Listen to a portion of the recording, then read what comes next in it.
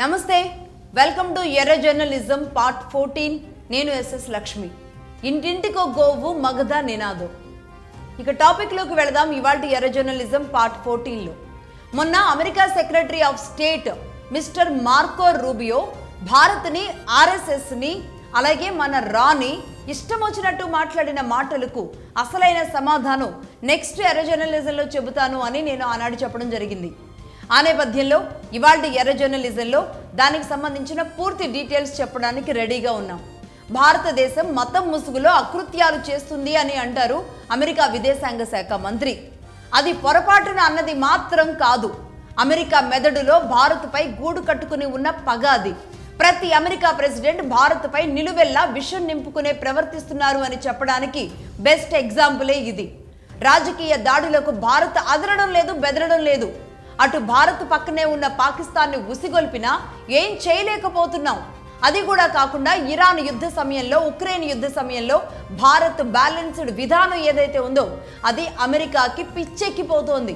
ఒక్క అమెరికా ప్రెసిడెంట్తో తప్ప Bharat Israel ప్రధానితో, Russia ప్రధానితో, Gulf రాజులతో, ఆఖరికి ఇరాన్ రాజుతో కూడా మాట్లాడుతూనే వచ్చింది. దీంతో అమెరికాకి నిజంగానే పిచ్చెక్కుతున్నట్టుగా కనబడుతుంది చూస్తుంటే. ఈ అక్కసుతో అమెరికా సెక్రటరీ ఆఫ్ స్టేట్ ఏమంటారు? భారత్ మత ఫ్యాసిస్ట్ దేశమట, భారత్లో శాంతి లేదట, వీసాలు రద్దు చేయాలి, అమెరికా రద్దు చేస్తుంది కాబట్టి మిగతా దేశాలు కూడా రద్దు చేసేయండి అని పిలుపునిస్తున్న ఆ దేశానికి, ఆ దేశంలో ఉన్న నాయకులకి ఆ దేశం చేసిన దుర్మార్గాలు చెప్పి కళ్ళు తెరిపించాలి.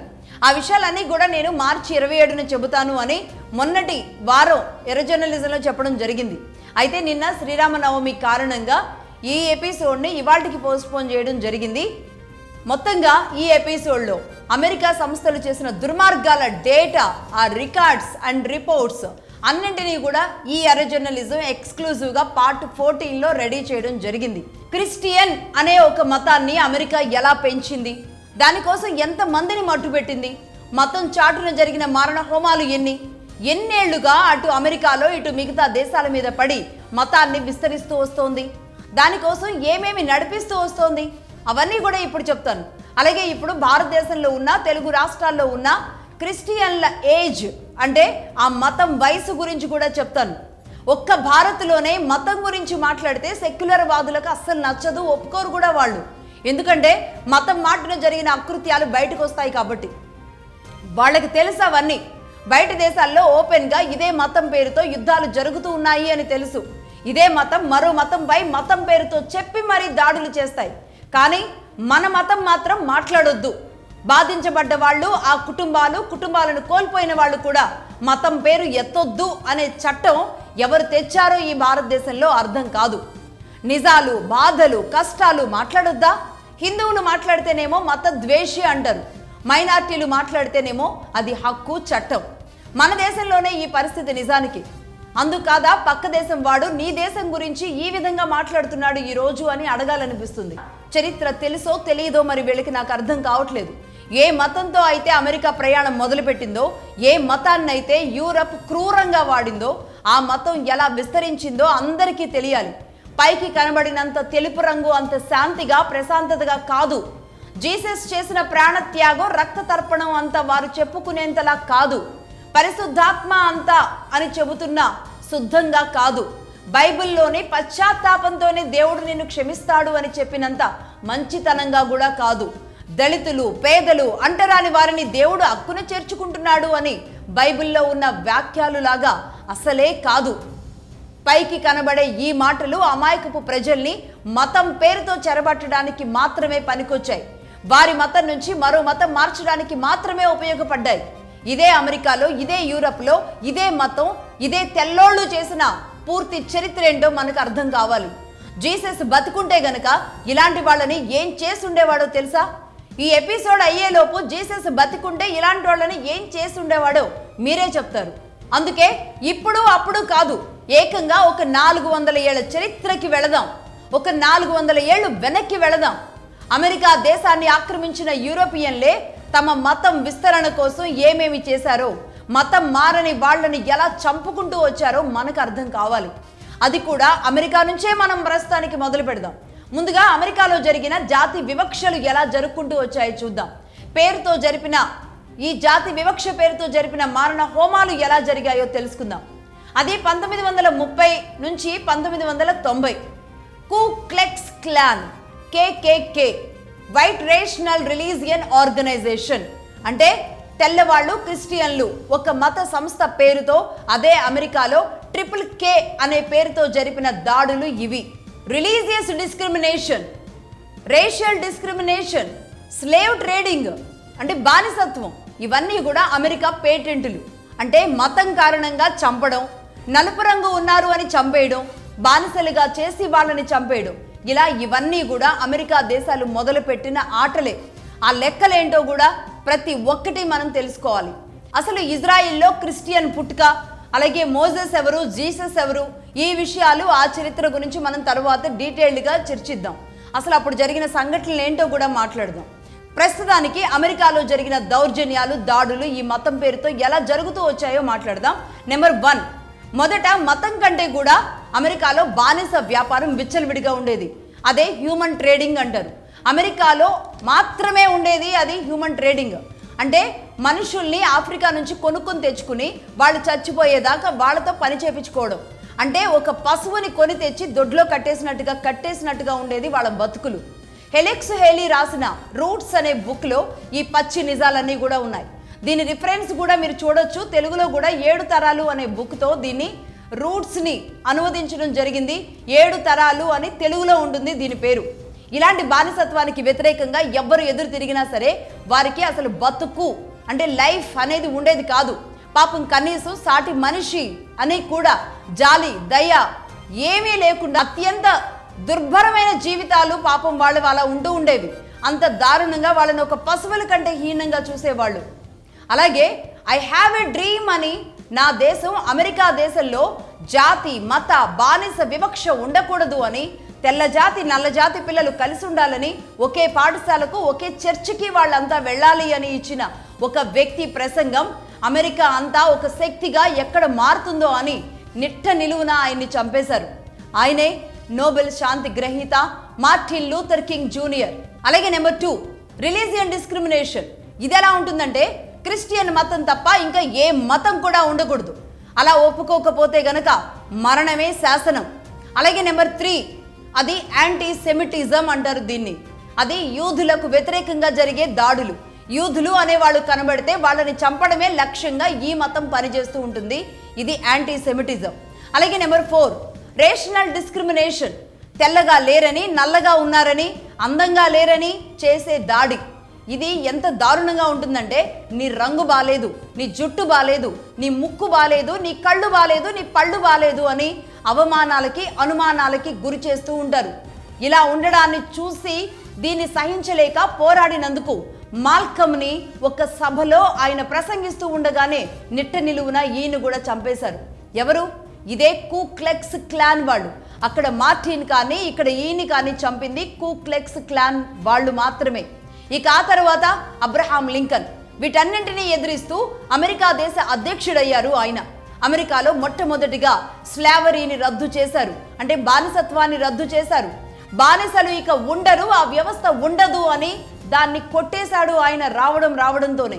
బానిస వ్యాపారం చేసిన వ్యక్తులు ఊరుకుంటారా? బానిస వ్యాపారం చేసిన వ్యక్తులు బానిసత్వాన్ని రద్దు చేస్తే ఒప్పుకోలేదు.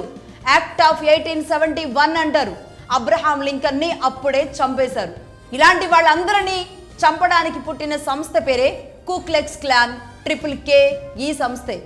మతం, రంగు ఆధారంగానే అడ్డంగా చంపుకుంటూ వెళ్ళిపోయే వాళ్ళు వీళ్ళు. ఈ కు క్లెక్స్ క్లాన్ మాస్క్ గాళ్ళు ఈ సంస్థల్లో 5 మిలియన్ల యాక్టివ్ మెంబర్స్ ఉంటారు. అంటే ఈ కు క్లెక్స్ క్లాన్ వాళ్ళు చేసిన ఈ గ్రూపు ఇదేదైతే ఉందో దాదాపుగా 5 మిలియన్ల యాక్టివ్ మెంబర్స్ ఉంటారనమాట. అంటే ఈ మతంలోకి మార్చడం లేదంటే చంపడం. అలాగే కలర్ డిస్క్రిమినేషన్ ఇవన్నీ కూడా చూపిస్తూ ఉండడం.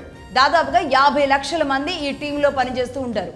ఈ KKK సంస్థకి అమెరికాలో అధికారంలో ఉన్న వాళ్లే నడిపిస్తూ ఉంటారు. ఈ సంస్థ మొత్తాన్ని కూడా అధికారంలో ఎవరుంటే వాళ్లే నడిపిస్తూ ఉంటారు. అసలు వాళ్ళ అధికారంలో కూర్చోడానికి కూడా ఈ సంస్థ సహకారమే ఉంటుంది. జాతి వివక్ష, మత వివక్ష, మహిళలపై అత్యాచారాలు, అలాగే ఎదురు తిరిగిన వాళ్ళని చెట్లకి కట్టేసి కాల్ చేయడం, ఇవన్నీ వాళ్లే చేశారు. భయంకరమైన దారుణాలు అమెరికా హిస్టరీలో, అమెరికా చరిత్రలో, అమెరికా పుస్తకాల్లో ఎక్కడ చూసినా దొరుకుతాయి, అమెరికా లైబ్రరీలో. ఇలాంటి దాడులను మరి ఏమనాలి? అమెరికాని ఒక ఉగ్రవాద సంస్థ అని అనడానికి ఇది సరిపోతుందా? అసలు ఈ పదం సరిపోతుందా? నల్ల జాతీయుల్ని దాదాపుగా 3446 మంది నల్ల జాతి పౌరులను సజీవ దహనం చేశారు. వర్ణం కారణంగా, మతం కారణంగా బానిసలుగా మీరు బతికి ఉండాల్సిందే అని, తిరగబడితే ఇలాగే ఉంటుందని 3446 మంది నల్ల జాతి పౌరుల్ని నిట్ట నిలువున సజీవ దహనం చేసింది ఈ KKK సంస్థ. నేను చెప్పే ఈ లెక్కలన్నీ ఎక్కడయో కాకి లెక్కలు కాదు, అమెరికా FBI రికార్డ్స్లో ఉన్న లెక్కలే ఇవన్నీ. స్వయంగా అమెరికా సంస్థ అయిన FBI చెప్పిన లెక్కలే ఇవన్నీ.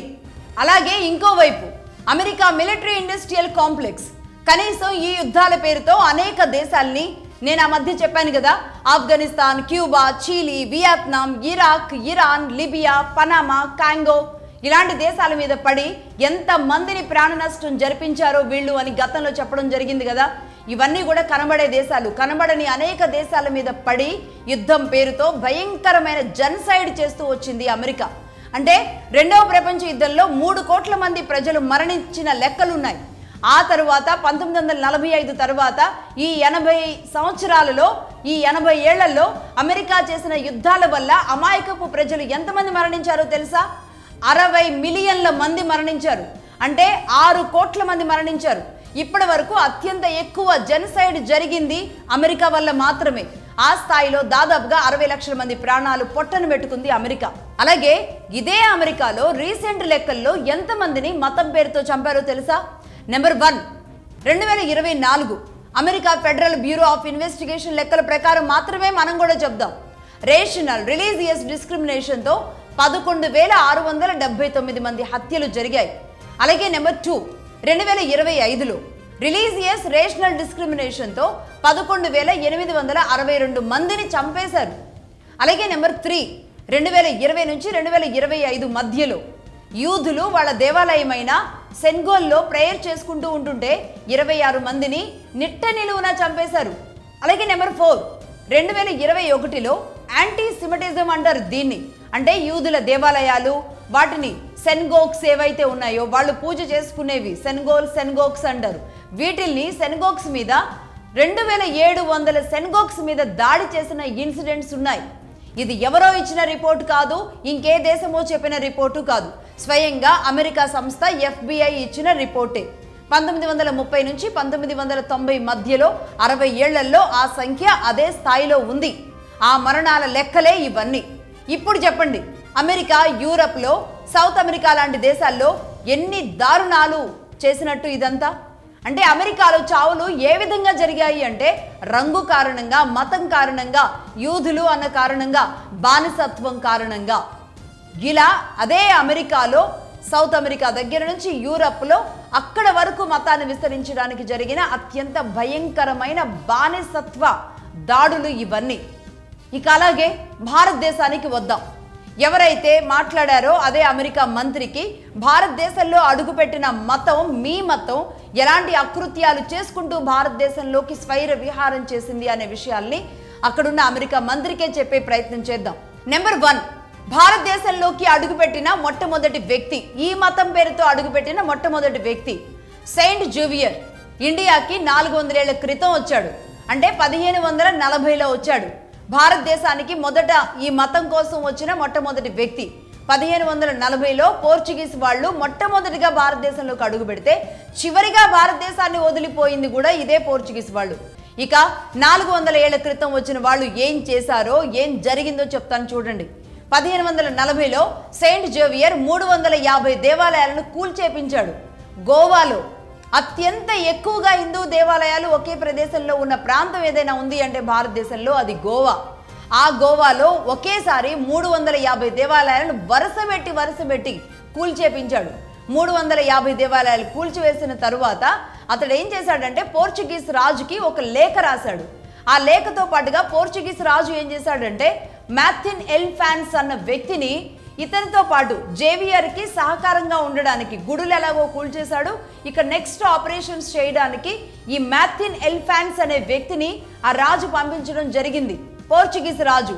అలాగే ఇతడు ఈ జేవియర్ పోర్చుగీస్ రాజుకి ఒక లేఖ రాశాడన్నాను కదా. ఆ లేఖలో ఏముంది అంటే, ఇక్కడ గోవాకు వచ్చి ఆపరేషన్ అంతా సక్సెస్ చేశాను, 350 గుడులన్నీ కూడా ఇక్కడ కూల్చేయడం జరిగింది, ఇక్కడున్న మతం మీద మనం దాడి చేసేసాము, ఇక మనకి మిగిలింది ఏంటి అంటే మీరేదైనా పోర్చుగీస్ నుంచి ఒక చట్టాన్ని చేయండి, ఒక చట్టం తీసుకురండి పోర్చుగీస్ నుంచి. అంటే ఏంటంటే ఇక్కడ ఉన్న వాళ్ళు ఇక గుడులు కూల్చేశాం కాబట్టి, అంటే అసలు ఏ స్థాయిలో కూల్చారంటే అక్కడున్న హిందువులు ఒక గుడికి వెళ్ళడానికి ఒక్క గుడిని కూడా మిగిల్చకుండా కూల్చేశారన్నమాట. కాబట్టి ఇక్కడ అంత పని చేసేసాం, ఇక చేయాల్సింది వీళ్ళని మతం మార్చడమే, మతం మార్చడానికి మేము సిద్ధంగా ఉన్నాం కాబట్టి మీరు అక్కడ నుంచి ఒక చట్టం చేయండి అని ఒక లేఖ రాశాడు ఆయన. ఎప్పుడు రాశాడంటే 1546వ సంవత్సరం మే నెల 16వ తేదీన స్వయంగా ఆయన రాసిన లేఖ కూడా బయట ఉంది. ఈరోజు మనకి ఆ డొమైన్లో దొరుకుతుంది. మేబీ నేను ఈ ఎపిసోడ్లో ఇవ్వడానికి మిస్ కావచ్చు, కానీ నెక్స్ట్ ఎపిసోడ్లో ఇచ్చే ప్రయత్నం చేస్తాను. అలాగే ఈ లేఖలో అతను చెప్పిన విషయాలు ఇవి. అంటే ఏంటి వీళ్ళు చేసింది? గుడులను కూల్చేయడం జరిగింది, అంటే కల్చరల్ ఇన్వేజన్ అనేది జరిపారు. అలాగే రెండోది లాంగ్వేజ్ బ్యాన్, ఫస్ట్ లాంగ్వేజ్ ఏదైతే ఉంటుందో, మాతృభాష ఏదైతే ఉంటుందో దాన్ని బ్యాన్ చేయడం అనేది తీసుకొచ్చారు. అంటే ఏంటంటే గోవాలో కొంకణి మాట్లాడుతూ ఉండేవాళ్ళు, మీరెవరు కొంకణి మాట్లాడకూడదు అని ఒక హుకుం కూడా ఇవ్వడం జరిగింది. అంటే వీళ్ళ భాషని వాళ్ళ మీద రుద్దే ప్రయత్నం అన్నమాట. ఒకటి గుడులు, రెండు భాష, ఈ రెండిటి మీద దాడి జరిగింది. అది నెంబర్ 1. ఇక నెంబర్ 2, ఇదే 1540 తరువాత దేశవ్యాప్తంగా ఇలాగే ముందుకు వెళుతూ ఉన్నారు ఈ సెయింట్ ఫ్రాన్సిస్ జేవియర్ ఇలాంటి వాళ్ళందరూ కూడా ఈ మతాన్ని విస్తరించడానికి పనిగట్టుకొని భారతదేశంలో తిరుగుతూ ఉన్నారు. అలాగే జీసస్ మిషనరీస్ అన్నింటినీ కూడా వీళ్ళు మొదలు పెట్టేయడం జరిగింది. వీళ్ళు కొన్ని కల్ట్స్గా, అంటే కొన్ని డివిజన్స్గా దీన్ని మొదలు పెట్టారు దేశవ్యాప్తంగా. అవేంటంటే హేసాస్ సిరియన్ క్రిస్టియన్ అనే ఒక కల్ట్, రోమన్ క్యాథలిక్స్, ప్రొటెస్టెంట్లు, అలాగే బాప్టిస్టులు, Lutheran church, Pentecostal church, Mormons, seventh day adventists, ఇవన్నీ కూడా అనమాట. ఈ సెవెంత్ డే అడ్వెంటిస్ట్స్ ఇవన్నీ ఈ కల్ట్స్ రూపంలో ఒక్కొక్క గ్రూపులుగా భారతదేశ వ్యాప్తంగా ఒక్కొక్క ప్లేసుల్లో ఒక్కొక్క పేరుతో ఒక్కొక్క రకంగా పనిచేస్తూ వెళ్ళాయి అనమాట. అలాగే ఒక రోమన్ క్యాథలిక్ మిషనరీ కింద 174 డయాలసిస్లు అనేది ఉంటాయి. అంటే ఒక 10,000 పార్సిస్లు ఉంటాయన్నమాట. అంటే ఒక్కొక్క చర్చ్ దగ్గర నుంచి, అంటే ఒక చర్చ్, ఒక పార్స్, ఒక డయాలసిస్, ఇట్లా డివైడెడ్గా, అంటే ఒక మండలం, ఒక జిల్లా, ఒక రాష్ట్రం అన్నట్టుగా ఉంటాయి. ప్రతి చోట ఆ కలెక్షన్ అనేది ఎలా ఉంటుందంటే అసలు ఊహించడానికి చాలా కష్టం. మళ్ళీ ఆ లెక్క నేను మళ్ళీ చెప్పే ప్రయత్నం చేస్తాను. ఒక్కొక్క ఈ డయాలసిస్ కింద కొన్ని కోట్ల రూపాయల కలెక్షన్ అనేది అక్కడ జరుగుతూ ఉంటుంది. దీన్ని ఏం చేస్తారు అంటే ప్రతి ఏడాది ఇదే అమెరికా నుంచి అనేక దేశాలకి ఈ మనీ అంతా కూడా పంపు చేస్తూ ఉంటారు. ఏ స్థాయిలో ఉంటే భారతదేశానికి ఇదే రోమన్ క్యాథలిక్స్ ఏదైతే ఉన్నారో వీళ్ళకి వచ్చే అమౌంట్ ఎంతో తెలుసా? ఏడాదికి $3 బిలియన్, $3 బిలియన్ వస్తాయి. అంటే 18 నుంచి 20,000 కోట్ల రూపాయలు వస్తాయన్నమాట ఏడాదికి. అలాగే ప్రొటెస్టెంట్ చర్చిలు, వీళ్ళకు కూడా అంతే వస్తాయి. దాదాపుగా $3 బిలియన్ వీళ్ళకు కూడా వస్తాయి. 20,000 కోట్ల రూపాయలు ప్రొటెస్టెంట్ చర్చిలకు కూడా వస్తాయి. వీటితో పాటుగా జోషువా ప్రాజెక్ట్ అనేది ఒకటి ఉంది. ఈ జోషువా ప్రాజెక్టు కోసం 40% డబ్బు, జోషువా ప్రాజెక్ట్లో వచ్చే అంతా 40% డబ్బంతా కూడా కేవలం ఈ బ్రైబింగ్ కోసం మాత్రమే వాడతారు. అంటే ఈ ప్రాజెక్ట్ ద్వారా వచ్చే డబ్బంతా కేవలం మత మార్పిడుల కోసమే. ఎట్లా మతం మార్చాలి, డబ్బెరేయాలా, బెదిరించాలా, ఇంకేదైనా మచ్చిక చేయాలా, మాయ మాటలు చెప్పాలా, ఇలా ఉంటుందన్నమాట. ఇక అలాగే నెంబర్ 3, ఈ 400 ఏళ్లుగా ఏడాదికి 20,000 కోట్ల రూపాయలు ఒక్కొక్క కల్ట్ ద్వారా వస్తున్న ఈ డబ్బు. అంటే అటు రోమన్ క్యాథలిక్స్ అయితే ఏమి, ప్రొటెస్టెంట్స్ అయితేనేమి, అలా వీరు కట్టిన చర్చిలు కానీ, ఈ చర్చిల కింద ఉన్న భూములు కానీ ఎంతో తెలుసా? భారతదేశ వ్యాప్తంగా ఈ మిషనరీల కింద, చర్చిల కింద వాళ్ళు తీసుకున్న భూములు ఎంతున్నాయో తెలుసా ఈ 400 ఏళ్లలో? నిజంగా చెప్తే షాక్ అవుతారు. ఒక్కసారి మీరే అడగండి, గూగుల్ని అడగండి, క్రిస్టియన్ మిషనరీస్ భూములు ఎంత భారతదేశంలో అని ఒక్కసారి గూగుల్ సెర్చ్ చేసి చూడండి. క్రిస్టియన్ భూభాగం భారత్లో గూగుల్ చెప్పే లెక్క 7 కోట్ల హెక్టార్లు, అంటే 17 కోట్ల ఎకరాలన్నమాట. 17 కోట్ల ఎకరాలు. ఒకవేళ గూగుల్ ఇస్తున్న లెక్కలో ఏమైనా మిస్టేక్ ఉంది అని మనం భావించినా, మనకంటే రాష్ట్రాలకు ఒక దేవాదాయ శాఖ ఉండి ఈ లెక్కలన్నీ మనకు బయటికి కనబడతాయి, కానీ వీళ్ళ లెక్కలు బయటికి రావు. ఎంత తక్కువలో తక్కువ 10% వేసుకున్నా కనీసం 1 కోటి ఎకరాల భూమి ఈ క్రిస్టియన్ మిషనరీ సంస్థలకు ఉంది. అంటే భారతదేశంలో దేశానికి సంబంధించిన భూమి. అంటే భారత ప్రభుత్వానిది, కేంద్ర ప్రభుత్వానికి సంబంధించిన భూమి అనేది భూమి మొదటి స్థానంలో ఉంటే రెండో ప్లేస్లో ఎవరిది ఉంది అంటే ఈ క్రిస్టియన్ సంస్థల భూమి ఉంది రెండో ప్లేస్లో. ఇక థర్డ్ ప్లేస్లో ఎవరిది ఉంది అంటే ముస్లిం సంస్థలది వక్ఫ్ బోర్డులది ఉంది. దేశవ్యాప్తంగా మొదటి స్థానం అంటే భారతదేశానికి, భారత భూభాగం భారతదేశానికి సంబంధించింది ఉంటే రెండవది క్రిస్టియన్లది, మూడవది ముస్లింలది వక్ఫ్ బోర్డులది ఉంది. ఇక హిందువులదైతే కనీసం దరిదాపుల్లో కూడా లేదు. ఒకవేళ ఆ లెక్కలు తీస్తే ఏ 10వ స్థానంలో ఉంటుంది హిందువుల భూభాగం, హిందువుల దేవాలయాలు, హిందువులకు సంబంధించిన భూమి ఏదైతే ఉందో ఇదే భారతదేశంలో ఒక 10వ స్థానంలో ఉంటుందన్నమాట. కనీసం ఇప్పుడు నేను చెప్పిన లెక్కల ప్రకారం ఈ క్రిస్టియన్ భూములకి 1 కోటి ఎకరాలు అన్నాం కదా, అందులో 5వ వంతు కూడా హిందువుల దేవాలయాలకు లేదు అంటే నిజంగా ఆశ్చర్యం వేస్తుంది. ఇదే హిందూ గడ్డ మీద హిందూ దేశంగా చెబుతున్న 80% హిందువులు ఉన్న ఈ భారతదేశంలో అంటే మళ్ళీ ఈ హిందూ దేవాలయాల నుంచే ఎలా ఇక్కడ కానుకలన్నీ కూడా ఏ రూపంలో ఎలా వెళ్ళిపోతూ ఉంటాయో మనకు తెలిసిన విషయమే. ఇది పరిస్థితి, హిందువుల పరిస్థితి భారతదేశంలో. నిజంగా ఇలాంటివి వింటే ఆశ్చర్యం వేయదా మరి? అలాగే నెంబర్ 4 పాయింట్ చూద్దాం. 4th పాయింట్, 4వ పాయింట్, ప్రొటెస్టెంట్లు, డినామినేషన్లు అని ఉంటారు. దేశవ్యాప్తంగా ఈ ప్రొటెస్టెంట్లు ఎంతమంది ఉన్నారో తెలుసా? అంటే ఈ మత ప్రచారం చేయడానికి వీళ్ళంతా ఉంటారు. వీళ్ళని ప్రొటెస్టెంట్లు, డినామినేషన్లు అంటారు. మొత్తంగా ప్రొటెస్టెంట్లు 1,00,000 మంది ఉంటే డినామినేషన్లు వీళ్ళందరినీ కలిపితే దాదాపుగా 3 లక్షల మంది భారతదేశంలో కేవలం క్రిస్టియన్ మత ప్రచారం కోసం మత ప్రచారకులుగా పనిచేస్తూ ఉన్నారు. ఇప్పటి వరకు ఏ మత ప్రచారకుడి మీదైనా సరే ఏ కేసులు పెట్టడం జరిగిందా మత ప్రచారం చేస్తున్నారు అని? ఎవరినైనా వేధించడం జరిగిందా? వీరికి ఇంకా చెప్పాలి అంటే ప్రభుత్వాలు ఈ పాస్టర్లను ఇంకొకటను గౌరవ వేతనాలు ఇస్తూ వాళ్ళని ఇంకా పోషిస్తున్నాయి. అలాగే USIRF గురించి చెప్పాలి. USIRF అంటే United states commission on international religious freedom. ఈ మధ్యకాలంలో నేను చెప్పడం జరిగింది. అమెరికా మంత్రి ఈ మార్క్ రూబియో ఏదైతే మాట్లాడారో ఈ సంస్థ ఇచ్చిన రిపోర్ట్ ఆధారంగానే భారతదేశంలో మత టాలరెన్స్ లేదు అని, ఆయన రిలీజియస్ టాలరెన్స్ లేదు అని మాట్లాడారు అనే కదా మనం మొదలుపెట్టింది. ఈ ఎపిసోడ్ కూడా అందుకోసమే మొదలుపెట్టాం. వాళ్ళు మాట్లాడిన మాటలకు సంబంధించి మొదలుపెట్టాం. అలాగే వీళ్ళు ఇచ్చిన రిపోర్ట్ ఆధారంగానే మనం మొదలుపెట్టడం జరిగింది. సో ఈ టాలరెన్స్ లేదు అని మాట్లాడిన ఈ సంస్థ, ఈ USIRF సంస్థ ద్వారానే అటు యూరప్, అమెరికా నుంచి జోషువా ప్రాజెక్టు ద్వారా ఈ సంస్థలకి డబ్బులు ఇబ్బడి ముబ్బడిగా వస్తూ ఉంటాయి. ఈ సంస్థ ఇస్తుంది. అంటే వీళ్ళని ఇక్కడ భారతదేశంలో అడ్డుకుంటున్నారు కాబట్టి రిలీజియస్ టాలరెన్స్ లేదంట. వాళ్ళ మత విస్తరణ జరిగితేనేమో టాలరెన్స్ ఉన్నట్టు. కాదు బాబు, మా మతం మాది, మీరు డబ్బులు ఇచ్చి చేయకండి, మారేవాళ్ళు మారుతారు, వాళ్ళ ఇష్టం అని చెబితే అది రిలీజియస్ టాలరెన్స్ అనేది ఇక్కడ లేదు భారతదేశంలో అని మాట్లాడతారు. అంటే వీళ్ళు ఏం చేస్తారంటే, 1 ప్రలోభ పెట్టడం, 2 టెస్టిమోనీస్ ఇస్తూ ఉంటారనమాట. అంటే మేము రకరకాలుగా భగవంతుడు నమ్మడం వల్ల మాకు ఇది జరిగింది, మాకు అది జరిగింది, మేము ఇది చేసాం, అది చేసాం, ఇలాంటివి ప్రేయర్ జరిగేటప్పుడు ఊగుతూ ఉండడం, లేదంటే పడిపోవడం, ఇంకేదో జరుగుతుంది అనడం, ఇవన్నీ చూస్తాం చూడండి. ఈ టెస్టిమోనీస్ అన్నీ కూడా ఇస్తూ ఉంటారు వీళ్ళు. ఈ భగవంతుడిని నమ్మిన తర్వాత మరి మాకు ఈ మిరాకిల్స్ జరిగినాయి అని చెబుతూ ఉండడం వల్ల వీళ్ళంతా అటువైపు ఆకర్షితులు అవుతూ ఉంటారనమాట. సో ఈ జోషువా ప్రాజెక్టు ద్వారా ఈ సంస్థ ఇచ్చే డబ్బు అంతా దీనికోసం ఉపయోగపడుతుంది. అలాగే దీన్ని భారతదేశంలో ఎలా ఉపయోగించారో తెలుసా? సనాతనాన్ని కొట్టడానికి, సనాతనం మీద దాడి చేయడానికి, సనాతనాన్ని నెగిటివ్ చేస్తూ ఉంటారు. అంటే సనాతనాన్ని ఒక మూఢ విశ్వాసంగా, మూఢత్వంగా చూపించే ప్రయత్నం వీళ్ళు చేస్తూ ఉంటారు, నెగిటివ్ చేస్తూ ఉంటారన్నమాట. అనేక రూపాల్లో దీన్ని అలా చూపిస్తూ ఉంటారు. అలాగే దేశాన్ని కూడా తక్కువ చేస్తూ ఉంటారు.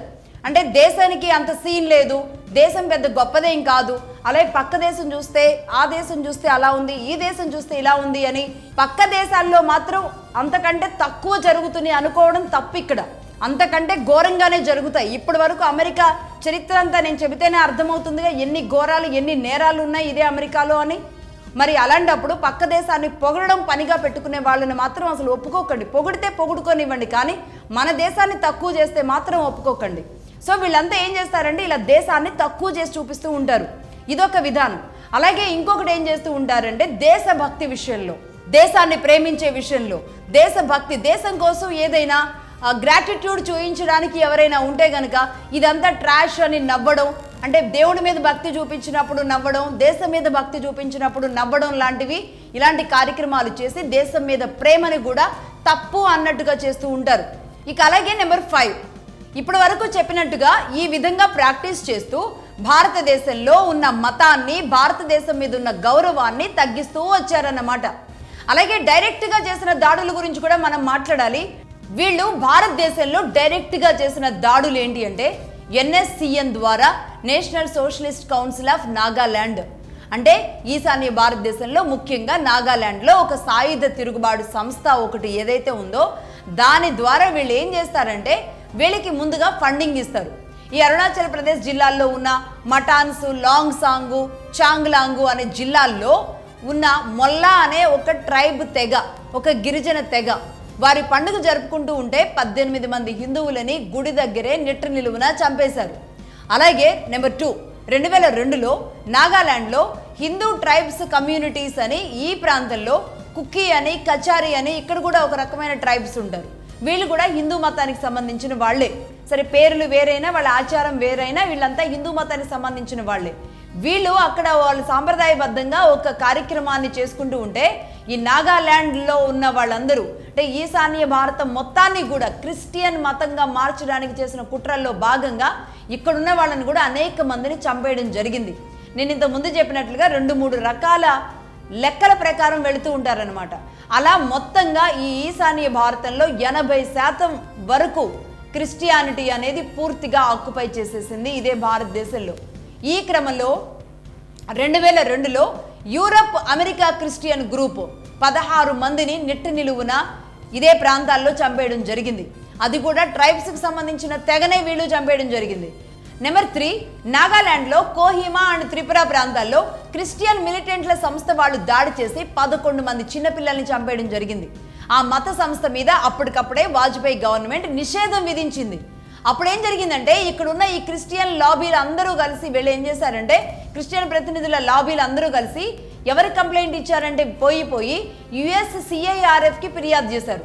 అంటే భారతదేశంలో ఒక ఉగ్రవాద సంస్థ ఇక్కడున్న చిన్నారుల్ని, ఇక్కడున్న ప్రజల్ని చంపితే ఇక్కడే ఉన్న క్రిస్టియన్ లాబీ వాళ్ళు ఎవరంటే Catholic bishop conference of India వాళ్ళు వీళ్ళంతా వెళ్ళి అమెరికాలో ఉన్న USCIRFకి కంప్లైంట్ ఇవ్వడం జరిగిందన్నమాట. కంప్లైంట్ ఇస్తే వాళ్ళు ఏం చేశారో తెలుసా? 2003లో US సెక్రటరీ ఆఫ్ స్టేట్కి వీళ్ళు వెళ్ళి US సెక్రటరీ ఆఫ్ స్టేట్కి కూడా కంప్లైంట్ ఇచ్చారు. వాళ్ళకి వీళ్ళకి ఇద్దరికి ఇచ్చారు. అప్పుడు వాళ్ళు ఇచ్చిన తీర్మానం ఏంటి అంటే ఇండియాని ప్రాసిక్యూట్ చేయాలి అని ఒక పెద్ద తీర్పు ఇచ్చేశారు. అంటే ఇండియాని విచారించాలి అని. అంటే 2004 జనవరిలో ఈ బిల్లు ఇవ్వడం జరిగింది. 2004 మేలో ఎలక్షన్కి వెళ్ళడానికి ముందుగా ఒక 3 నెలల ముందుగా జనవరిలో ఈ బిల్లు తీసుకురావడం జరిగిందన్నమాట. అయితే ఇక్కడ బిల్లు రూపొందించారు, భారతదేశం రూపొందించిన బిల్లు ఇది. ఈ బిల్లులో తప్పులుంటే ఎక్కడ మాట్లాడుకోవాలి? ఇదే భారతదేశంలో మాట్లాడుకోవాలి. కానీ వీళ్ళు ఏం చేశారు అంటే ఈ all India Christian Congress AICC దగ్గరికి వెళ్ళి వీళ్ళందరూ AICC వాళ్ళందరూ కలిసి సెక్రటరీ జాన్ దయాళ్ అని ఉంటారు AICC సెక్రటరీ, వీళ్ళందరూ కలిసి వీళ్ళ ఆధ్వర్యంలో ఒక డెలిగేషన్ టీం అంతా అమెరికాకు బయలుదేరెళ్ళారు. అక్కడ ఉన్న ఇదే USCIRFకి మళ్ళీ కంప్లైంట్ ఇవ్వడం జరిగింది వీళ్ళు. ఇక ఈ USCIRF ఏం చేశారంటే ఇండియాలో వైలెన్స్ జరుగుతుంది అని ఒక స్టేట్మెంట్ ఇచ్చేశారు. జాన్ ఫిట్స్ అనే వ్యక్తి ఇండియాకు వచ్చి హడావుడి చేసి ఇన్వెస్టిగేషన్ చేపించినట్టుగా హడావుడి చేసి మళ్ళీ అమెరికాకి వెళ్ళి వెస్టర్న్ మీడియాలో ప్రచారం చేపిస్తాడు. USCIRF మెంబర్ పాల్ మార్షల్ కూడా ఇదే ప్రచారం చేపిస్తాడు. ఏంటంటే ఇండియాలో మతం పైన దాడి పెరిగిపోతుంది అని. సరిగ్గా భారతదేశంలో ఎన్నికలు జరగడానికి 3 నెలల ముందు వీళ్ళు వెస్టర్న్ మీడియా మొత్తంలో ప్రపంచం మొత్తంలో లేపిన దుమారం, ఆనాడు జరిగిన సంఘటన 2004కి ముందు, అలాగే NDA గవర్నమెంట్ ఓటమికి కారణాలు అవి అనే విషయాలు గుర్తించాల్సిన అవసరం ఉంది ఇక్కడ. ఇక నెంబర్ 4, 2004లో ఇదే అమెరికా నుంచి ఇంకో స్టేట్మెంట్. అదేంటంటే all India Christian Congress member అయిన తిమోరీ ఇండియాలో క్రిస్టియన్ల పరిస్థితి ఇరాక్లో ఎలా ఉందో అలా ఉంది అనే ఒక స్టేట్మెంట్ ఇస్తాడు. అంటే అర్థమైందా? రీసెంట్గా నేను చెప్పినట్టుగా ఈ 4 రోజుల క్రితం ఎలాంటి స్టేట్మెంట్స్ అయితే వచ్చాయో అప్పుడు కూడా ఇవే స్టేట్మెంట్స్. ఇక 2002, 2003, 2004 ఎన్నికలు అయ్యే వరకు ఇవే స్టేట్మెంట్స్ అమెరికా నుంచి అడపాదడపా మొత్తం వెస్టర్న్ మీడియాలో ఒక దుమారం రేపినట్లుగా పత్రికల్లో వార్తల రూపంలో వస్తూ ఉండేవి. భారతదేశానికి రిలీజియస్ టాలరెన్స్ లేదు, అక్కడ మత పిచ్చుంది అని భయంకరమైన ప్రచారం చేయడానికి వాళ్ళు చేసిన అతిపెద్ద కుట్ర అన్నమాట. ఇక ఆ తర్వాత 2004 దగ్గర నుంచి ఒక 10 ఏళ్ల పాటు అసలు చడీ చప్పుడు లేదు. ఎందుకు లేదో ఇక మీరే అర్థం చేసుకోవాలి. 2004 నుంచి ఎక్కడా కూడా ఈ రిలీజియస్ టాలరెన్స్ లేదు అని చెప్పడం కానీ, భారతదేశం మీద ఏమైనా మాట్లాడడం కానీ ఏమీ లేదు. ఎందుకంటే వాళ్ళకి ఏం కావాలో అవి అన్ని వెసులుబాట్లు, అన్ని సదుపాయాలు 2004 తర్వాత రాష్ట్రాల్లో, దేశాల్లో మన గవర్నమెంట్లు చక్కగా ఇచ్చేసినాయి. ఇంకెందుకు ఉంటుంది అక్కడ. ఇక నెంబర్ 5, అసలు ఇప్పుడు వీళ్ళ బాధ ఏంటి? America secretary of state Rubio ఎందుకు మళ్ళీ కొత్తగా ఈ వ్యాఖ్యలు చేశారు అనేది మనందరికి అర్థం కావాలి. దీనికి 1961కి వెళ్ళాలి. అప్పుడు ఏంటంటే ఒక ప్రచన్న యుద్ధం జరుగుతున్న సమయంలో USAID అని ఒక మిషన్ని ఏర్పాటు చేశారు. అయితే దీన్ని ఏం చేశారంటే రీసెంట్గా మన భారత ప్రధాని మోడీ గారు ఈ USAIDని క్యాన్సిల్ చేసేశారు. ఎందుకు క్యాన్సిల్ చేశారు అనేది నేను చెబుతాను, ఏం జరిగిందో కూడా చెబుతాను. మూడోసారి అంటే ఆయన గెలిచిన తర్వాత మూడోసారి రీసెంట్గానే దాన్ని క్యాన్సిల్ చేయడం జరిగింది. అయితే ఈ సంస్థ ఎలా ఉంటుంది నేను మళ్ళీ చెప్తాను. ఏ సంస్థగా మారింది తెలుసుకోవాలి. ఇది పైకేమో సేవ చేస్తున్నట్టుగా కనబడుతూ ఉంటుంది, సేవా కార్యక్రమాల్లో ఉన్నట్టుగా ఉంటుంది. కానీ చేసేదంతా మత ప్రచారం, మత విస్తరణ చేస్తూ ఉంటుంది అండర్ గ్రౌండ్లో.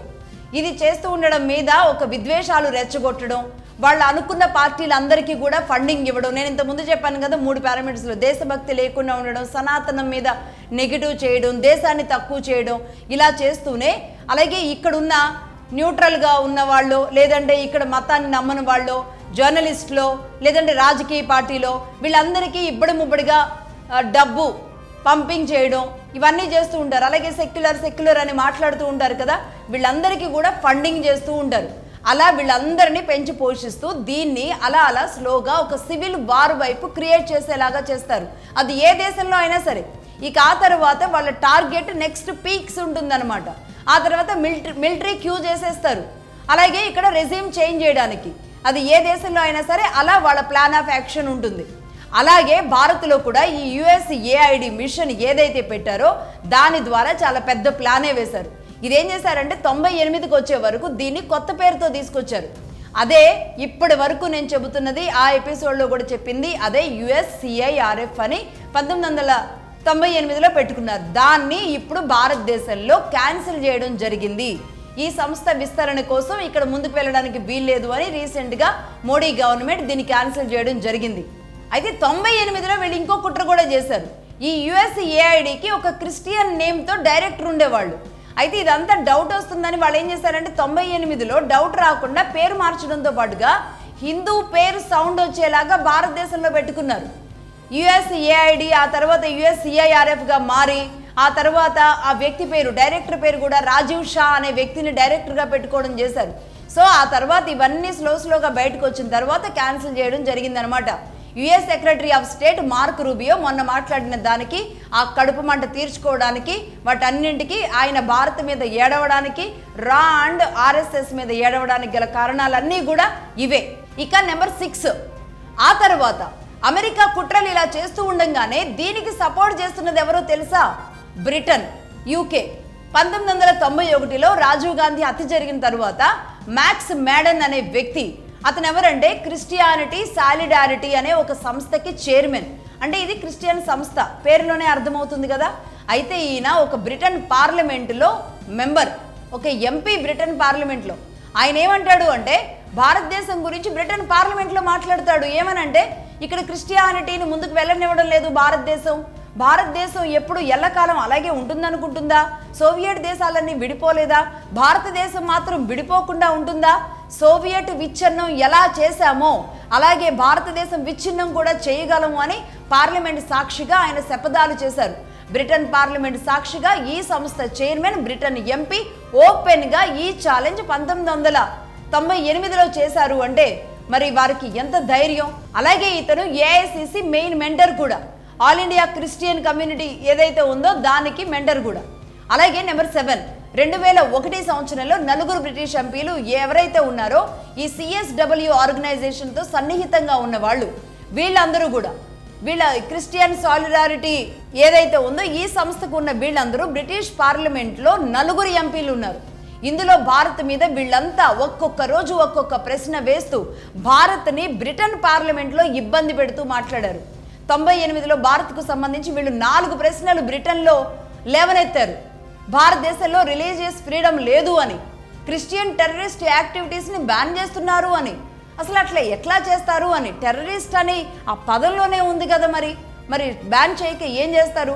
వీళ్ళు క్రిస్టియన్ సాలిడారిటీ వరల్డ్ని విస్తృతం చేసుకోవడానికి భారతదేశానికి ఉన్న ఇబ్బందులు ఏంటి అని వాళ్ళు అడుగుతారు. అంటే ఈ క్రిస్టియానిటీని ముందుకు ఎందుకు భారతదేశం వెళ్ళనివ్వడం లేదు అని బ్రిటన్ ప్రభుత్వం ప్రశ్నిస్తుంది అమెరికాకి అండగా భారతదేశాన్ని 2007లో. ఇంకా అన్నిటికంటే కూడా ఇక్కడ ఇంకో విషయం చెప్పాలి. స్టీఫెన్ క్రాప్ అన్న ఒక వ్యక్తి, ఇతడు కూడా బ్రిటన్ ఎంపీ. అలాగే ఈ క్రిస్టియన్ సాలిడారిటీ వరల్డ్ ఏదైతే ఉందో దీనికి ఇతడు ఒక అడ్వైజర్ కూడా.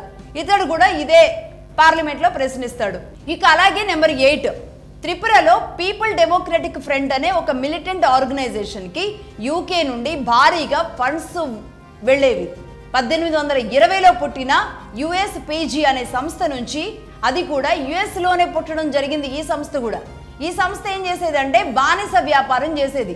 ఈ సంస్థ ఓపెన్గా USPG అనే సంస్థ ఏం చేసేది అని మీరు గూగుల్లో కొట్టి చూడండి. వీళ్ళు బానిస వ్యాపారం చేసేవాళ్ళు, స్లేవ్ ట్రేడింగ్ చేసేవాళ్ళు వీళ్ళు. నేను ఇంత స్టార్టింగ్లో చెప్పాను కదా, ఇది చేసేవాళ్ళు. వీళ్ళ ప్లాన్ ఏంటి అంటే భారతదేశాన్ని 2 ముక్కలు చేయడం. ఆ టైంలో వీళ్ళు ఎంచుకున్న ప్లాన్ ఏంటి అంటే ద్రవిడియన్ ఆరియన్ థియరీని విస్తృతం చేయడం, జాతి విద్వేషాలు రెచ్చగొట్టడం, మత విద్వేషాలు రెచ్చగొట్టడం. పూర్తిగా జాతే, నిజానికి చెప్పాలి అంటే జాతే, హిందువుల జాతిని విడదీయడం వీళ్ళ టార్గెట్. ద్రవిడియన్ ఆరియన్ అని తీసుకురావడం. అలాగే కజకిస్తాన్ వస్తే కజకిస్తాన్ గురించి సపోర్ట్ చేయడం.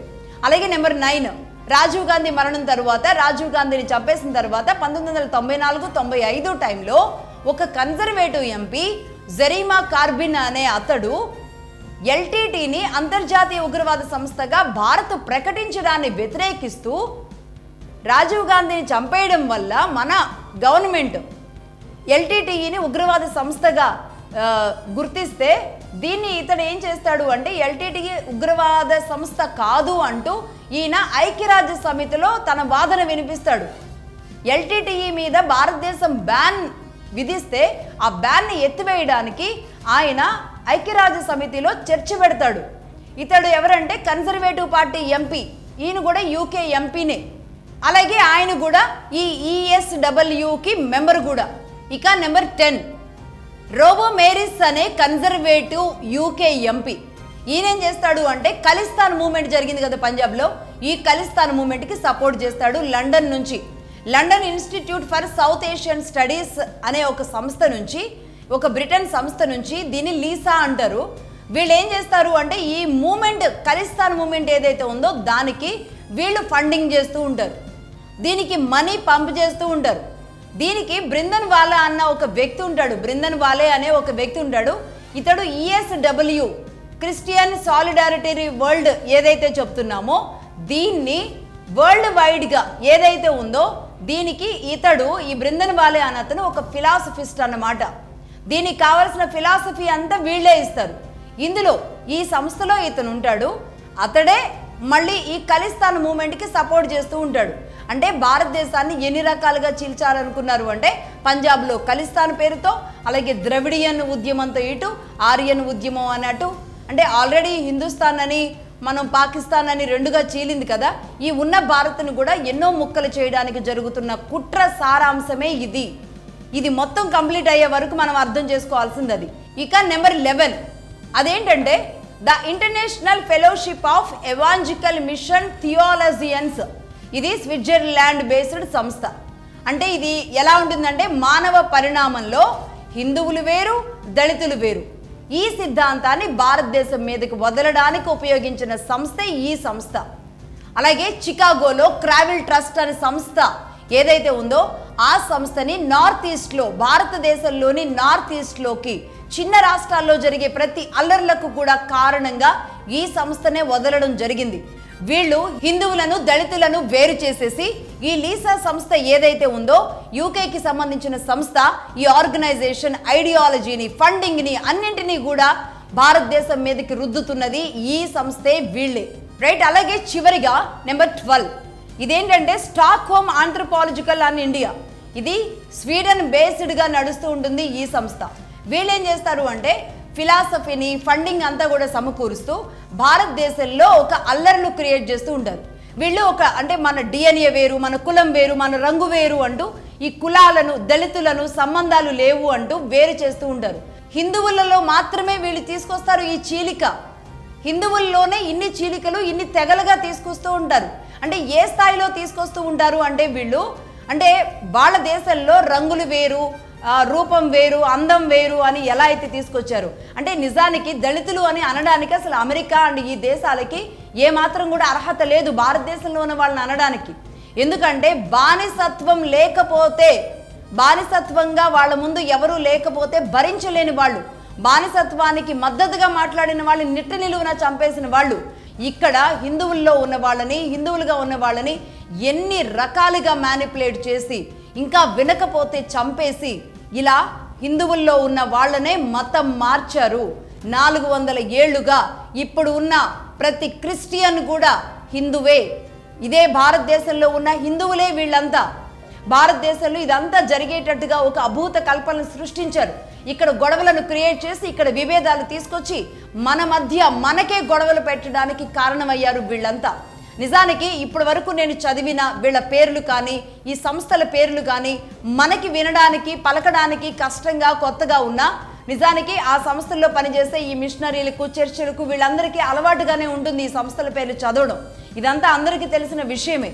దీని వెనుక, ఈ పేర్ల వెనుక దాగి ఉన్న లక్ష్యం అంటే పేర్లే కష్టం కానీ వీళ్ళ వెనుక దాగి ఉన్న లక్ష్యాలు మాత్రం అతి సునాయాసంగా భారతదేశంలో నడిచిపోయాయి.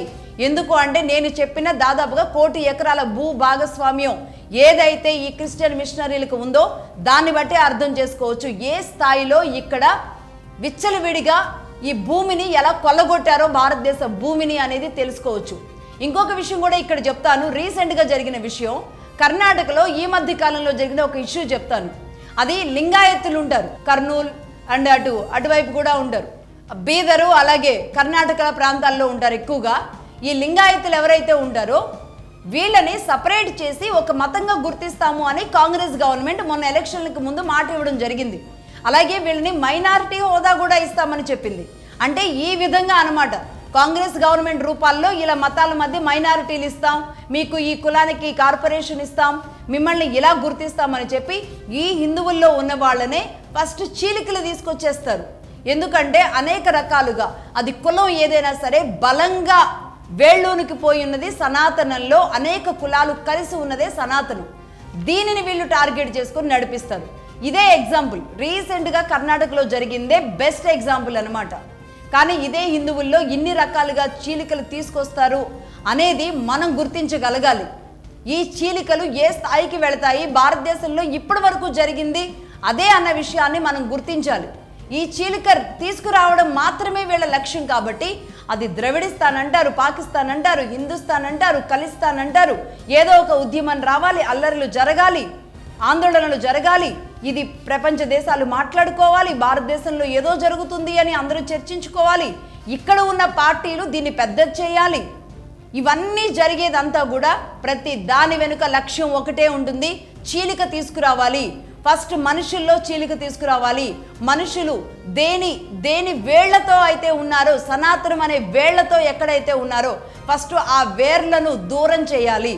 ఆ తర్వాత మనుషులు విభజించాలి, ఆ తర్వాత ప్రాంతాన్ని విభజించాలి, ఆ తర్వాత మన చేతుల్లోకి తెచ్చుకోవాలి.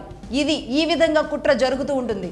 75 ఏళ్ల క్రితం మనం హిందుస్థాన్ పాకిస్తాన్ విడిపోతే ఇప్పుడు ద్రవిడిస్తాన్ ఖలిస్తాన్ అంటూ ఇంకా ముందుకు వెళ్ళడానికి బలంగా కోరుకునే మూక అనేక రకాలుగా ఉన్నారు.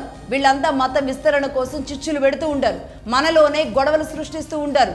వారు అనుకున్న గేమ్ని 400 ఏళ్లుగా ఎట్లా ఆడుతున్నారో, వాళ్ళ ఆట ఎలా ఆడించుకుంటూ వచ్చారో, వాళ్ళకి మద్దతు ఇస్తున్న వాళ్ళు, వాళ్ళకి సపోర్ట్ చేస్తున్న వాళ్ళు, తిరగబడితే ఏదో జరుగుద్ది అని భయపడుతున్న వాళ్ళు, ఇలా జరిగింది.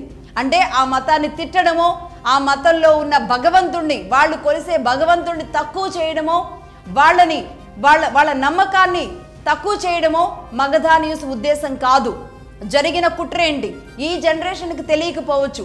400 ఏళ్ల క్రితం ఈ మతంలోకి మారిన మీ తాతలో, ముత్తాతలో, నానమ్మలో, అమ్మమ్మలో ఎంత మదనపడి, ఎంత బాధపడి, ఇష్టమున్నా లేకపోయినా ఈ మతంలోకి మారుంటారో మీరు అర్థం చేసుకోవాల్సిన అవసరం ఉంది. కాబట్టే ఇంకా ఇంకా నరమేధాలు భయంకరంగా జరిగినాయి, గుడులను భయంకరంగా కొల్లగొట్టారు. అవన్నీ ఎలా ఉంటాయో నేను నెక్స్ట్ చెబుతాను. ఇప్పటి వరకు చెప్పింది మాత్రం జస్ట్ శాంపిల్ మాత్రమే.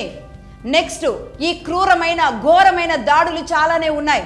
బట్ అన్నింటికి సంబంధించి మగధా న్యూస్ నెక్స్ట్ 400 ఏళ్ల చరిత్ర పార్ట్ 2 ఎర్ర జర్నలిజం 15లో మళ్ళీ కలుద్దాం. అప్పటి వరకు చూస్తూనే ఉండండి Magadha news. This is Lakshmi signing off.